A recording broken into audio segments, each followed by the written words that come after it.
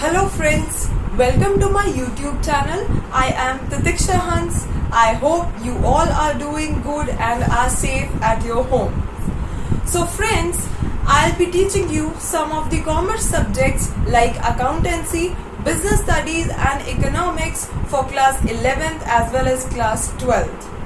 Friends, आज हम start करेंगे क्लास 11th के अकाउंटेंसी सब्जेक्ट से। तो आपको सबसे पहले अकाउंटेंसी सब्जेक्ट आपके कॉमर्स स्ट्रीम में सबसे ज्यादा इम्पोर्टेंट सब्जेक्ट है। So please do it thoroughly and wholeheartedly, because आप आगे ग्रेजुएशन करोगे, पोस्ट ग्रेजुएशन करोगे, देयर आर मेनी कोर्सेज जिसमें आपका ये मेजर सब्जेक्ट रहता है accountancy. So please do it very thoroughly. तो फ्रेंड्स, अब हम बात करते हैं कि आपका जो ये हम नया चैप्टर स्टार्ट करने वाले हैं अकाउंटेंसी का, फर्स्ट चैप्टर है brand new chapter, that is introduction to accounting, जिसमें आपका टॉपिक आता है meaning of accounting. But straight away moving on to the topic, I would like to tell you the need of studying accountancy, because हमारा एक motive होता है हर चीज को फुलफिल करने का। लाइक अगर आप कुछ भी कर रहे हो, कुछ भी लाइफ में करते हो, यू हैव अ मोटिव कि yes I need to fulfil this. आपका टारगेट है yes I have to accomplish it. तो इससे पहले टॉपिक पर जाने से पहले हम लोग एक बार डिस्कस कर लेते हैं why there is a need of accountancy, the big question mark arises in our mind. So इसका आंसर क्या रहता है? देखो, देयर आर मेनी बिजनेसेस, बहुत सारे बिजनेसेस होते हैं, big businesses you can say और स्मॉल बिजनेसेस एज वेल। तो सभी बिजनेसेस में काफी सारी एन नंबर ऑफ ट्रांजैक्शंस होती हैं जो डेली रूटीन में बहुत सारी, एक ही दिन में बहुत सारी ट्रांजैक्शंस अकर होती हैं। तो वो इतनी सारी ट्रांजैक्शंस को मेमोराइज करना और एक रफ पेपर पर लिख लेना और रफली लिख लेना, दैट इज इम्पॉसिबल। तो एक जो अकाउंटेंसी का मेन मोटिव, जो हम कहेंगे main reason why do we maintain accounts और why do we businesses maintain accounts, उसका रीजन क्या रहता है? सो दैट दे हैव और दे कीप अ कंप्लीट और a systematic record of the business transactions. तो जितनी भी बिजनेस ट्रांजैक्शंस है, अब ट्रांजैक्शंस किस तरह की हो सकती है? अगर बिजनेसेस सेल्स कर रही हैं, परचेज कर रही हैं, या किसी से पेमेंट रिसीव हो रही है, या हम किसी को पेमेंट दे रहे हैं, या फिर हमने कोई एक्सपेंसेस इनकर करे हैं, indirect, direct expenses, there are whole lot of transactions that occur in a day. तो बहुत सारी ट्रांजैक्शंस ऐसी हमारे पास एक दिन में हो जाती हैं, तो उनको मेमोराइज करना बहुत मुश्किल हो जाता है। तो इसी वजह से हम क्या करते हैं, अपने अकाउंट्स को मेंटेन करते हैं और बिजनेसेस प्रॉपरली एक सिस्टमैटिक वे में उनको मेंटेन करते हैं। तो अब बात करते हैं why accountancy I have told you. अब बात करते हैं हमारे टॉपिक पे। आज के वीडियो में हम बात करेंगे मीनिंग ऑफ अकाउंटिंग। तो अकाउंटिंग का मीनिंग क्या है? Accounting is a process of identifying, measuring, recording, classifying, summarising, interpreting and communicating of financial information. तो बेसिकली एक अकाउंटिंग जो है क्या है? हमारा प्रोसेस। क्या है अकाउंटिंग? हमारा process. What is process? What do we mean by process? तो प्रोसेस का क्या मतलब होता है? एक स्टेप बाय स्टेप एक्टिविटी को हम जब परफॉर्म करते हैं तो उसको बोलते हैं हम प्रोसेस। दैट मीन्स अकाउंटिंग क्या है? हमारा एक प्रोसेस, कि हम अकाउंटिंग में एक स्टेप बाय स्टेप प्रोसेस को फॉलो करते हैं and we fulfil our goals. तो अब जो एक्टिविटीज अकाउंटिंग में इन्वॉल्व होती है वो कौन कौन सी होती है? Identifying, measuring, recording, classifying, summarising, interpreting and communicating. तो ये सारी एक्टिविटीज हम लोग अब डिटेल में बात करते हैं इसकी। सबसे फर्स्ट एक्टिविटी आती है हमारी, क्या है? आइडेंटिफाइंग। सबसे पहले एक्टिविटी आइडेंटिफाइंग का क्या मतलब है कि बिजनेस में हम सबसे पहले अकाउंट्स मेंटेन करने से पहले क्या करेंगे? कैटेगराइज कर देंगे ट्रांजैक्शंस को, which are of business transaction nature और नॉन बिजनेस ट्रांजैक्शन नेचर। तो अकाउंट्स बेसिकली हम सिर्फ और सिर्फ बिजनेस ट्रांजैक्शंस की ही नेचर की रिकॉर्ड करते हैं, नॉन बिजनेस ट्रांजैक्शंस हम रिकॉर्ड नहीं करते। Next comes measuring. मेजरिंग में हम क्या करेंगे? कि जितनी हमारी बिजनेस ट्रांजैक्शंस है हम उसको किन टर्म्स में मेजर करेंगे। तो बेसिकली जो बिजनेस की ट्रांजैक्शंस होंगी उनको हम मेजर करते हैं मॉनेटरी या मनी टर्म्स में। तो डिपेंड करेगा कि जो ट्रांजैक्शंस है वो मॉनेटरी टर्म्स में है या नहीं। एंड रिकॉर्डिंग के लिए आपके पास जो ट्रांजैक्शंस होगी वो सिर्फ और सिर्फ कौन सी यूजफुल होंगी, only and only of monetary terms, और वी कैन से जो मनी की टर्म्स में होंगी। For example I will give you an example so that आपको और अच्छे से समझ में आ जाए। For example business purchases 2 tables and 2 chairs. Okay, so there is no monetary value. I don't have any monetary value of those 2 tables and 2 chairs. So the main reason is I cannot record them. Why? Because they don't have any monetary value. If I say that 2 tables are of 1000 rupees and 2 chairs are of 500 rupees. So I have monetary value of both the units. Like 2 tables are of how much? 1000 and 2 chairs of 500. So now I can record them in my accounts. क्यों? क्योंकि I have their monetary value. So business transactions can only be recorded only and only if they have monetary value. Next activity is recording. Recording is what? जब भी हम एक बार हमने once we have identified our business transactions, next we have measured them in monetary value, next we have to record them. Where we have to record them? We have a format for recording the entries, or we say business transactions.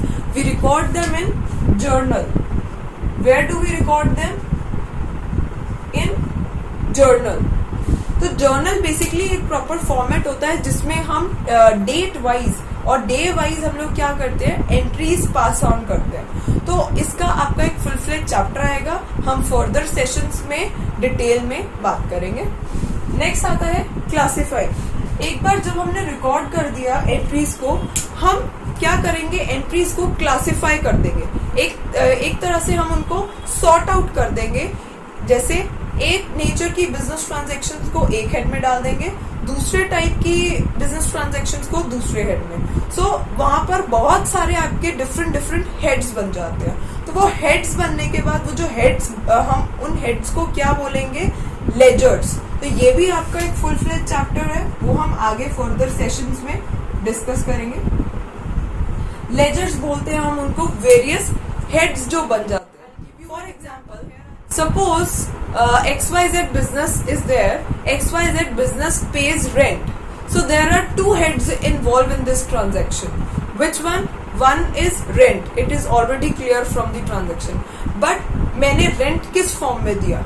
Obviously cash form में. So अगर मैंने cash में दिया, so there are 2 heads. One already I have told you what was that? Rent account. And the other one is cash. So there are 2 heads involved in the transaction, rent and cash. So rent से related जो भी transaction होंगी वो rent account में, और we can say rent के head में चली जाएंगी, and जो cash से related होंगी वो cash account में। तो इस basis पर हम groupings या classify कर देते हैं किसको, entries को। Next comes summarizing. एक बार हमने क्लासिफाई कर दिया, हम समराइज करते हैं। किस फॉर्म में करते हैं अकाउंट्स को समराइज हम? Trial balance and final accounts. And final accounts में आपका आता है trading account, P&L account and balance sheet. अब हमें समराइजेशन पता लग जाता है। समराइजिंग एक्टिविटी में बेसिकली आपको क्या पता लगता है, नेट प्रॉफिट या नेट लॉस जो बिजनेस या कंपनी ने अर्न किया। तो समराइजिंग इज बेसिकली कि मेरे पास इतनी सारी एंट्रीज हो गई जो मैंने जर्नल में रिकॉर्ड कर दी, फिर मैंने उनको पोस्ट कर दिया डिफरेंट लेजर्स में या डिफरेंट हेड्स में। तो वो वहां से मेरे लिए इंफॉर्मेशन लेना इजी नहीं होगा। तो उनको एक समराइज्ड फॉर्म में पहले हम ट्रायल बैलेंस में डालते हैं, देन ट्रायल बैलेंस से हम कहाँ डालते हैं, ट्रेडिंग एंड P&L अकाउंट में।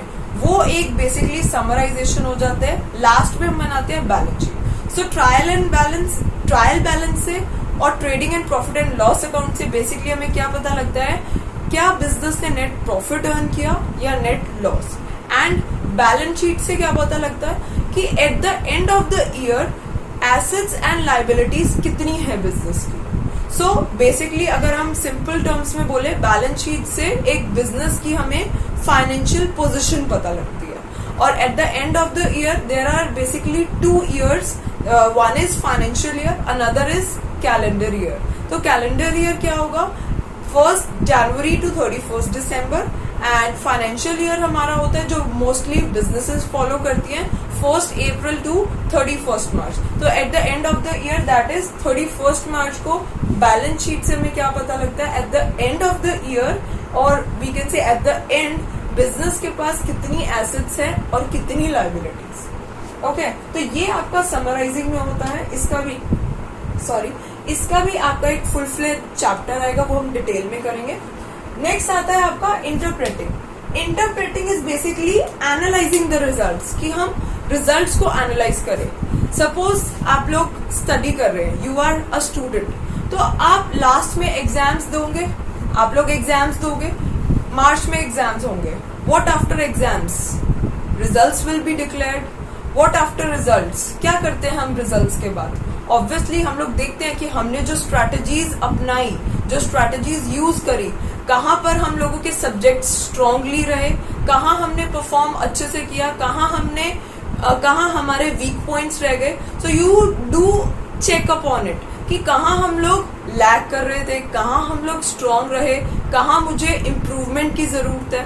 तो प्रोग्रेस रिपोर्ट कार्ड में जो स्कोर्स होते हैं उससे आप अपने आप को क्या करते हो, इम्प्रूव करते हो, अपने आप को एनालाइज करते हो कि यस पूरे ईयर में कहाँ पर मेरी जो स्ट्रैटेजीज थी वो स्ट्रांग रही, कहाँ वीक रही। सिमिलरली जो बिजनेसेस होते हैं वो भी अपने आप को, अपने बिजनेस को एनालाइज करते हैं कि उनके लिए जो उन्होंने स्ट्रैटेजीज बनाई थी कहाँ पर उनके फेवर में रही, कहाँ पर अगेंस्ट। ओके, तो दैट वाज इंटरप्रेटिंग।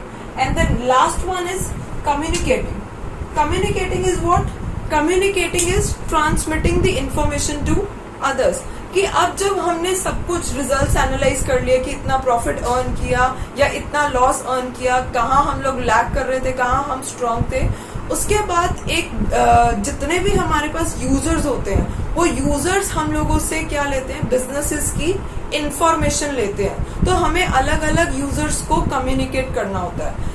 कौन कौन से यूजर्स हो सकते हैं, हमारे एम्प्लॉयज हो सकते हैं, क्रेडिटर्स हो सकते हैं, मैनेजमेंट हो सकती है, गवर्नमेंट हो सकते हैं, पब्लिक हो सकती है, इक्विटी शेयर होल्डर्स हो सकते हैं। There are whole lot of users who need the information of the business. Why they need? To know the current financial position of the business. And ये जितनी भी सारी एक्टिविटीज है वो हम किसके लिए करते हैं? To know the financial information, only and only financial information, कि हमें सिर्फ फाइनेंशियल कैरेक्टर की ही इंफॉर्मेशन चाहिए, नॉन फाइनेंशियल की information that is of no use. तो बेसिकली क्या था meaning of accounting? Accounting is a process of identifying, measuring, recording, classifying, summarizing, interpreting and communicating of what? Financial information. I hope आप सबको आज का topic समझ में आया होगा। If you still have any doubts regarding this topic, please leave a comment below in the comment section. And please like, share and subscribe to watch my subsequent sessions. Also, don't forget to press the bell icon to watch my upcoming videos on time. Thanks for watching my video. Bye bye.